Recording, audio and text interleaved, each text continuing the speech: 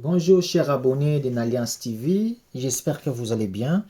Voilà, aujourd'hui nous sommes le 18, lundi 18 18 août 2025. Donc aujourd'hui je voulais un peu vous mettre, ça m'a monté un peu à l'esprit de vous mettre un peu les valeurs de cet homme Mutamba. Donc je pense qu'on doit les soutenir, les porter à cœur. Comme je disais, hein, donc on doit les soutenir, les porter à cœur parce que c'est quand même quelqu'un qui a beaucoup de valeurs. Que notre cher président de la République, Félix Antoine Tshisekedi Tshilombo, pense quand même à cet homme. Même si nous savons que nous avons tous des talents à travailler et à apporter un plus de notre savoir à la République. Mais nous devons aussi avoir ces capacités, ces facultés, car c'est un don aussi de reconnaître le bienfait ou soit le talent de l'autre. Ça fait partie de quelque chose de la personne. Une bonne personne reconnaît aussi en face de lui ce qui est de bon. Voilà, donc je vais vous laisser suivre en fait ce que Papa Sango, donc Israël Mutombo pose la question à Mutamba, ce qu'on a pu remarquer depuis son quinquennat, depuis qu'il avait accédé au ministère de la Justice, sa façon de faire les choses devant les hiérarchies qui lui a fait confiance de le mettre là où il est. Voilà, malgré ce que nous savons, ce qui s'est passé, mais nous croisons le doigt que cet homme ira plus loin. Nous les soutiendrons donc au moment opportun. Voilà, je vous laisse suivre. C'est parti. Photo na otala mais motula na ngai ezali osalaka yango pona flatterie, osalaka yango pona autorité ou bien ezali pona ba raison oyo yo moko nde oyebi ba congolais bayebi te quel est le message à faire passer, parce que ba ministre nso ba kosala yango te olingo talisa mokonzi ya mboka yo nde mwana malamu yo nde moto asala confiance, alors que jida pa bandai kobanga kotala yesu na elongi surtout mokolo atekaka ye. Merci beaucoup Tata Sango. Oyebi ete ngai na koti politique na ba formation d'abord idéologique na kota politique te na kimukolo boyebi place oyo nga nazwa formation idéologique na nga naza de gauche progressiste et formation na nga nazwaki yango na Cuba mingi et na wapi nga na yekoli politique et idéologie socialiste au nga na apprendre ekosenga na biso humilité bokomona soki okendaka mingi na bamboka wana ba Venezuela, ba Cuba, ba Salvador, bamboka oyo oyebi ya ba révolutionnaire ya minene, soki po okei na ba Asie, ba Inde, omona ete bato ebele na ba Russie, na ba Chine, eyali na culture mosusu ya komona mokonzi aza moninga na yo te.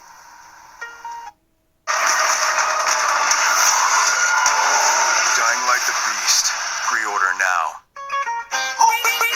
Hé mademoiselle, vous avez fait tomber votre tablette. Oh, c'est la mienne, vous inquiétez pas, je vous la donne. Attendez quoi? Cette tablette a l'air valoir au moins 200 €. Pas de soucis, je l'ai sur Temu à 0 €. C'est pas une contrefaçon, j'espère, hein? Bien sûr que non, tout est neuf et authentique sur Temu. Cette tablette a un écran HD avec une belle saturation des couleurs et une très grande capacité de mémoire, parfaite pour jouer, regarder des vidéos ou traîner sur les réseaux sociaux. Elle a aussi 2 caméras HD pour les appels vidéo ou même les photos. Wow, ça a l'air top. Ça doit sûrement être difficile à obtenir, non? Pas du tout, il suffit de cliquer sur la vidéo pour télécharger Temu et tu obtiens cette tablette à 0 €. Incroyable. Je peux vraiment l'avoir? Fais vite, clique sur cette vidéo et essaye.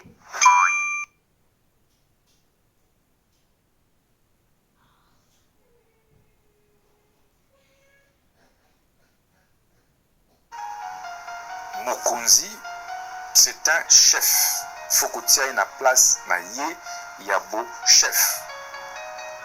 Batalaka mokonzi na miso te. Mokonzi bapesaka ye ba honneur na ye. Tango kopesa ye mbote okotala ye okofixe ye na miso et ali signe ya impolitesse, ya manque à éducation, ya infidélité, il y a déloyauté. Parce que ozolinga omi comparé na ye, yende sengeli a fixé au miso. Na boende même na tradition na biso africaine, que pe ba koko na biso. Bokomona même na ndako soki mwana talaka yo na miso tango okolobela ye okoloba aza nani aza impoli. Mwana oya na botosi soki papa kolobela ye to mama akitisaka moto. Et c'est comme ça aussi que nous avons été éduqués. Donc tata maman oyo ba bokolinga ba botingai dès les bas âges balakisaki biso ba valeur, comment vivre d'abord en société. Mokolo ali mokolo, leki ali leki, kulutu ali kulutu, papa ali papa. Et donc c'est tout ça qui constitue l'être humain que je suis Constant Mutamba. Et Zagaga yete, bokipe ozwa par exemple, yaka tata mokonzi ya mboka te, même envers yo moko tata sango botosi o nazalaka envers yo, je suis quelqu'un à bas principe mais à botosi ebele. Même mwana muke ayebaka bana nanga bayebi aza bana mais soki azopesa nga mbote dès le bas âge na apprenant bango komi incliné et sengeli komi incliné devant kolutu, devant mokonzi, devant yaya. Ozoko tsabana complexe te? Azo eza complexe te. Ezali ba valeur. Na salaka yango depuis na salaka yango. Ndemo salaki yango na Joseph Kabila mais à chaque fois na même politique belé, même envers premier ministre. Botala ba photo ya lelo. Botala ndenge nga na pesaka premier ministre mbote. Natikala jamais ko fixer miso. Pote ali mokonzi na ngai. Donc le beza éducation. Kosala yango te. Donc et ali d'une part éducation de base oyo nga na apprenant bokoki kotona na entourage nanga mobimba bakolobela bino ezali pe na formation nazalaki très marqué par attitude ya humilité ya respect oyo ba dirigeant ba homme politique et ba mboko na tangeli wapi na habitude ya okende bazalaka nango soki baobeli ke tel aza président ya Cuba ondima te oki obeta libanga so bazoleka awa so balobeli oke tel ali premier ministre ondima te. Et donc pour nous eyali mosala nde eleka apparence mosala nde eleka koloba. Très bien. Et donc l'attitude na biso nde yango okomona yango même na accoutrement nanga c'est la sobriété. Toali wana te kozala soki na bakazaka ya ndenge nini ya ba marque kili oh non, nous les plus importants kozala bien habillé, ko couvrir nzoto, ko gêner moninga te, mais ko garder ba valeur. Mokonzi ya mboka ayali moninga na yo te. Donc déjà chance o ya pesio ya ko pusanela ye sur plus de 120 millions de Congolais.